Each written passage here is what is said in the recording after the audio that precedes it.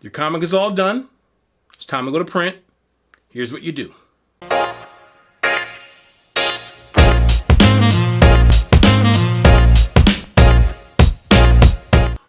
So in this video, I'm going to focus mostly on the printing of what they call a floppy.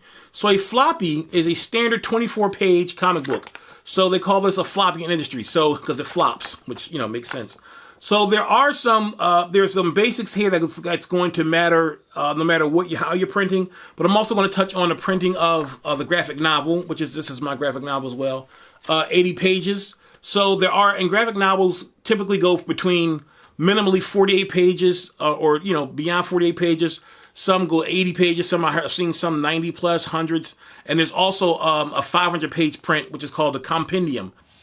And a compendium is like 48 issues of a book that kind of equals one book, and that's called a compendium.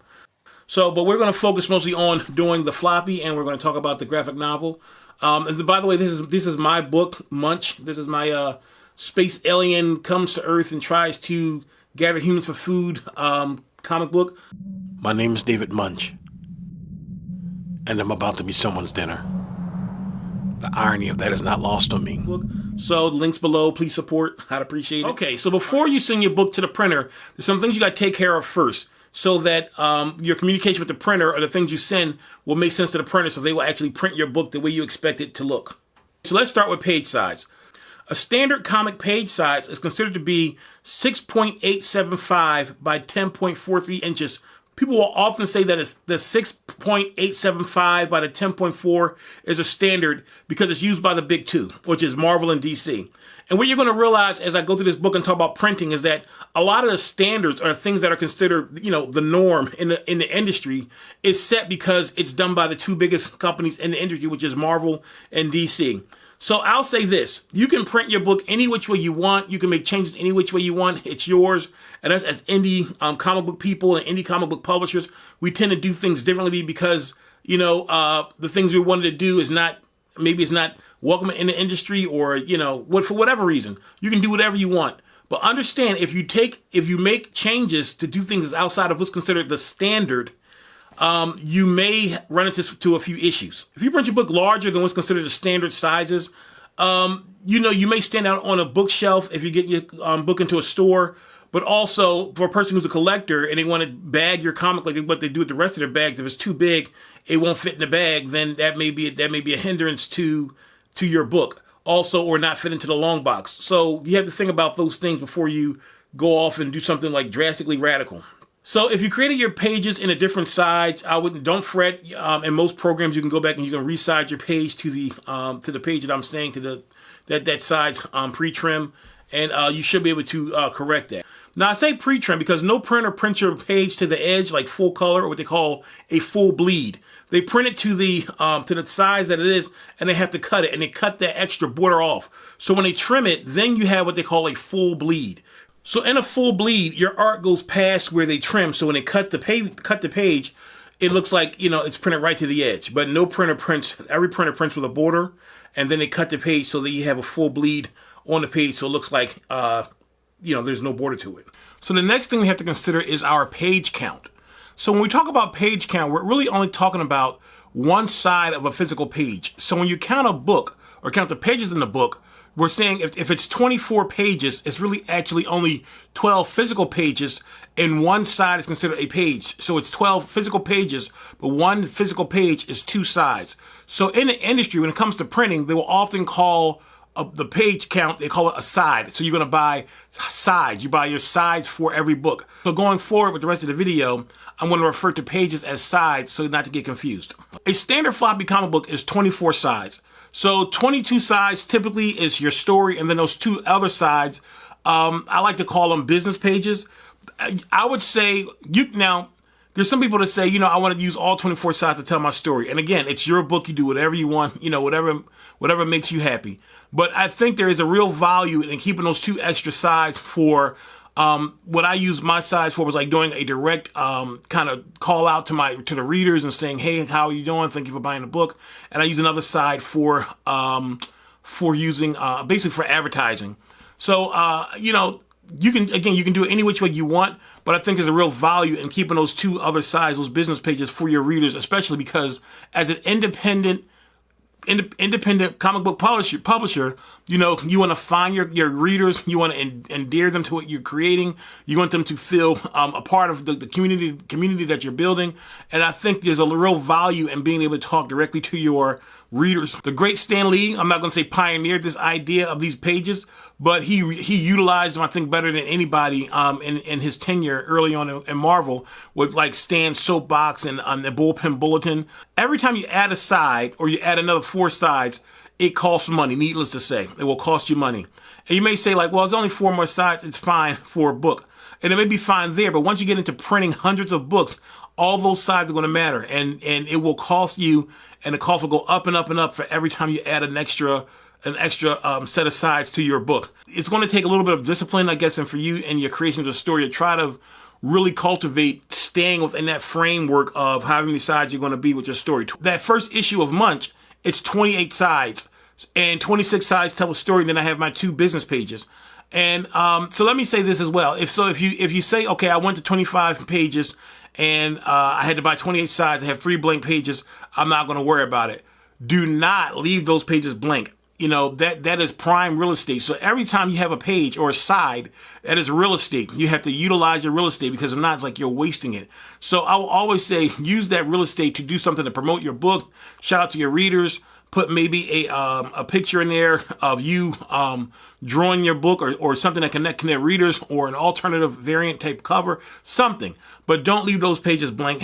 Put something on it. It's just too much of a value to leave it blank. But also, don't put something on there that does not relate to the comic. Don't just put anything on there just because you have an extra side. Don't put a picture of you at Disney World for no reason, so needless to say. I would say to try to stay within a 20 to 28 page range in your first starting, and that's just me being cautious and conservative. Again, you do whatever you want. I'm only giving you guys what I can tell you from my own personal experiences, accept it or not. But I would kind of stay within a 20 to 28 page range in the creation of a book or floppy for cost reasons, because again, if you have more pages, you got to raise the cost of the book. Is your price point going to be too high? And we'll talk about that in another video as well. So the dividing line between a floppy comic and a graphic novel, a floppy comic is 24 sides, which is 12 physical pages, and a graphic novel is typically 48 sides or 24 physical pages. And that dividing line between the graphic novel and the floppy is that 48 page count, or that 48 side count. And here's why. It's the binding. So if you're making a book that's 48 pages or less, you should be able to print it in a standard way, which is called saddle stitching. Saddle stitching is when you take full sheets of paper and staple them together in the center, folding them over to make one book. So when you use a saddle stitch, you're taking full sheets of paper and you're putting a staple in the middle, and when you fold them over, it makes the book. So that's saddle stitching. So most magazines, comic books are actually made using saddle stitching. And the reason why is because it is the cheapest way to actually bind a book. The other type of binding, which is used for graphic novels, is called perfect binding. Perfect binding is using glue to bind the book together. The other great thing about perfect binding is it allows you to print on the spine. The downside of perfect binding is that sometimes the bind can crack if you pull the book too far apart. The mistake that I made was when creating my floppies, I had some of my artwork and some of my lettering a little too close to the center, into the bind. So in a floppy, it wasn't a problem because it's a floppy and the page is open wide enough and you can see on the inside, so forth and so on. So that's not an issue when you're opening up a book, a floppy. But when it comes to doing a graphic novel, you have this issue to where it's like, the bind is different and you don't want to pull this apart, hard like that, because you can crack the perfect binding on a graphic novel book. So I realized that when I sent my books to the floppies to be put into a graphic novel form, I had to go back and make adjustments so that the mistakes that I made, so that I didn't have my lettering or artwork or things too close to the bind, so that it would not, so that people could read it and they wouldn't have to pull the book to actually get to it. So, but these are mistakes that you make. And fortunately, it didn't cost me a bunch of money, but it did cost me a bunch of time to fix that mistake. So, and there's a saying that goes, it's good to learn from your mistakes, but it's better to learn from other people's mistakes. I've had a lot of ups and downs, like figuring it out. And took the time to educate myself as much as I could. I paid for consultation. I bought books on it. I went to seminars or conventions and tried to learn as much as I could about creating comics before diving into it, and I still made mistakes. So don't feel bad if you make mistakes, but what you can do is educate yourself and learn from my mistakes. Okay, last decision, the weight of your paper. When it comes to the paper weight of a floppy, it's 70 weight typically for the interior and 80 weight for the cover. But there's also a lot of other weights that people have used in making comics. Years ago, it was very difficult for people to start their own comic book company or even start their own magazine. People did it, but it was a much harder hill to climb to get it done. And part of that reason was because to even place an order, you had to order like 1,000 books of one issue just so you can even get even place an order. So what happened was the miracle that changed everything was a process called offset printing. So offset printing is something that will allow you to print one book at a standard price. So one of the printers that I like to use for my floppies is a company called Kablam, and you see they have the ad on the back of my book. So, but know this, I am not sponsored by any printer or anybody for this video. So if I say anything about a printing company, good, bad, or indifferent, it's my own personal experience. They're not paying me the big bucks for me to do this. I'm not getting paid any bucks. So this is my own personal experience. So I am using Kablam for my floppies. I think when I looked before, and things have changed since then, a standard book, if you were to print a full book, 24 sides, 70 weight interior, 80 weight cover, full color inside and outside, I think the price was somewhere close to like $5, something like that, $5.32. I can't remember what it is, and I'm sure the price has changed since I first looked at that. Now again, my book was selling at $3.99, and the reason why is because if you order more, of course you get a lower price. So I ordered a lot more than just a few. But if you order just one or like 1 to 10, you can still get them for like $5 a piece. And one thing about Kablam is they will give you a discount. They will cut some of the pricing off of your book if you allow them to advertise their printing company on the back of your book, which is what I did. Sometimes it's hard to tell if things are working until it's an actual print form.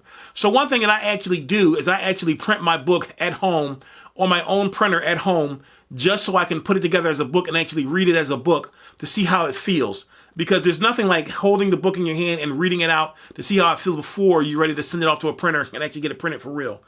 Now, aside from Kablam, I also use another company called Mixam. Like Kablam, Mixam had a really high quality of printing.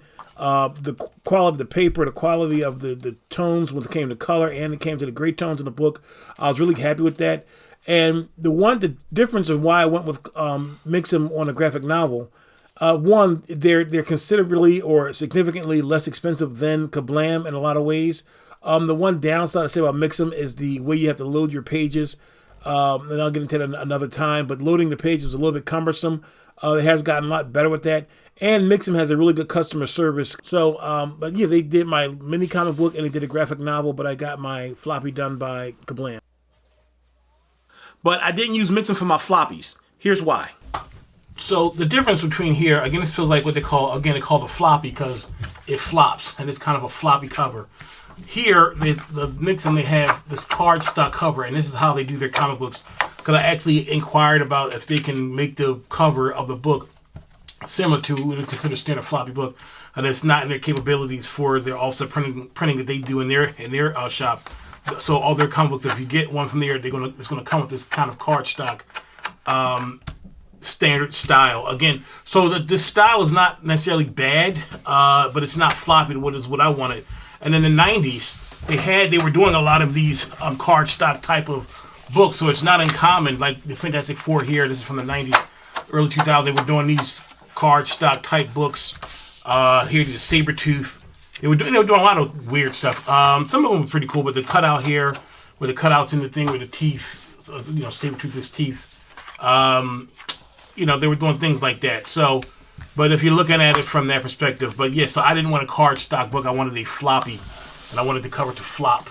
So one of my next books I'm going to print, I'm going to try Comics Wellspring to see how they fare.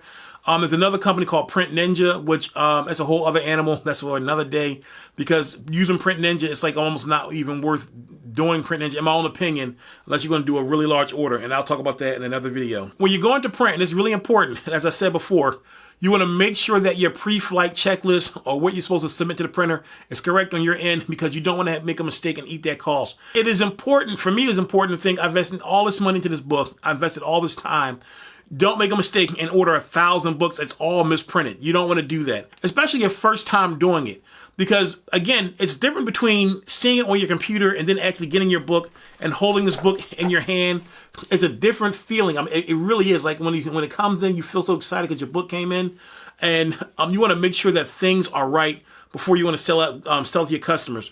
So, and you're going to realize a lot of issues. You may find a lot of small issues once you get this book actually in your hand. So I think it's worth spending the money for that proof before you go ahead and print a large number of orders. Thank you for watching. I'm going to have more videos soon about my journey through this comic book business, as well as me telling stories about my journey as a filmmaker. As some of you guys know, I'm a filmmaker. I'm a writer. I'm a comic book creator. I'm a creative person. This is what I do. It's just the life I live. So if you got something out of this video, I'd appreciate if you like it, subscribe, ring the bell, all that great stuff. Help me out. I'd appreciate it. And again, if you want to get a copy of MUNCH, the graphic novel, or the original first issue edition, links below. Appreciate it. See you soon.